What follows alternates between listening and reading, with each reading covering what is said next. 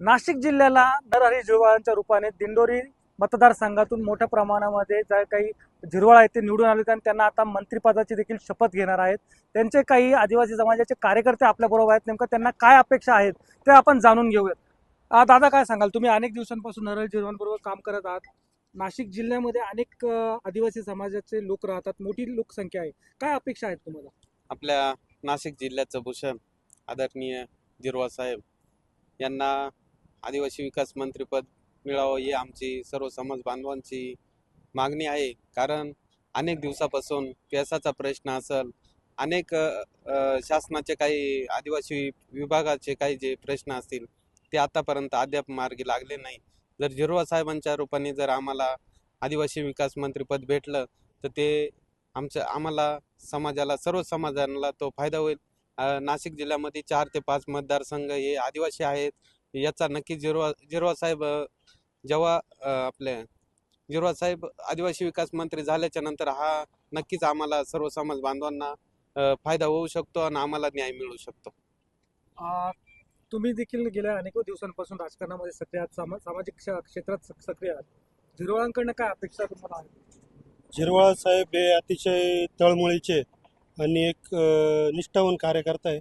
आदिवासी समाजाला न्याय देण्याचा ते नेहमीच प्रयत्न करतात आणि त्यांच्यासारख्या एक सामान्य माणसाला जर आदिवासीचं एक नेतृत्व देण्यात आलं किंवा जे समाजाचं जे हे देण्यात आलं तर नक्की ते न्याय देण्याचा प्रयत्न करतील. त्याच्यामुळे त्यांना आदिवासी समाजाचं नेतृत्व करण्याची संधी ही मंत्रिपदाच्या रूपाने देण्यात यावी अशी मी अपेक्षा करतो. आपल्याबरोबर सरपंच आहेत. सरपंच, काय सांगा तुम्ही? आपल्या जिल्ह्याला पहिल्यांदा मंत्रिपद भेटतंय हे खूप चांगली गोष्ट आहे. त्या अनुषंगाने आपल्या जिल्ह्यातील तालुक्यातील कामे खूप चांगले होतील.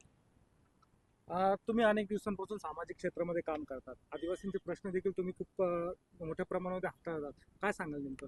नाशिक जिल्ह्यातील कर्तव्यदक्ष आमदार झिरवाळ साहेब या मंत्रिपदाची शपथ घेत आहेत.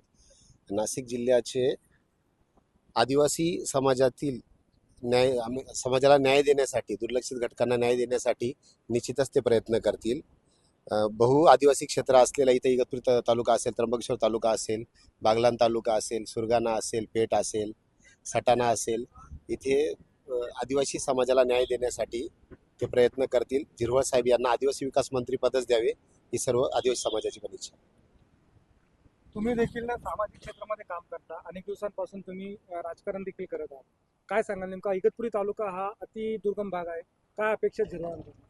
आता गेल्या मागे आंदोलन झालं होतं पेसाचं.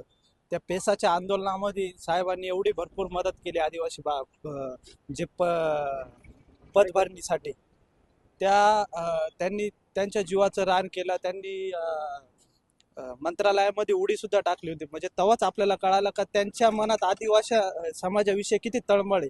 आपण तेव्हाच बघितलं होतं. त्याच्यामुळं अजितदादा असो किंवा फडणवीस साहेब असो किंवा एकनाथ शिंदे साहेब असो यांनी त्यांना आदिवासी विकास मंत्री केलं पाहिजे अशी आमची अपेक्षा आहे इगतपुरी तालुक्याच्या वतीने.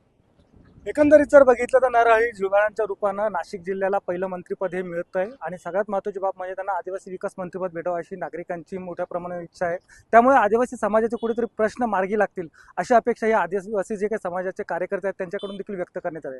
त्यामुळे आजचा मंत्रिपदाची शपथ घेतल्यानंतर नरहरी झिरवाळांकडे नेमकं कोणतं मंत्रिपद दिलं जातं हे पाहणं देखील तितकंच महत्त्वाचं असणार आहे. लोकशाही न्यूजसाठी विकास काजळे, नाशिक.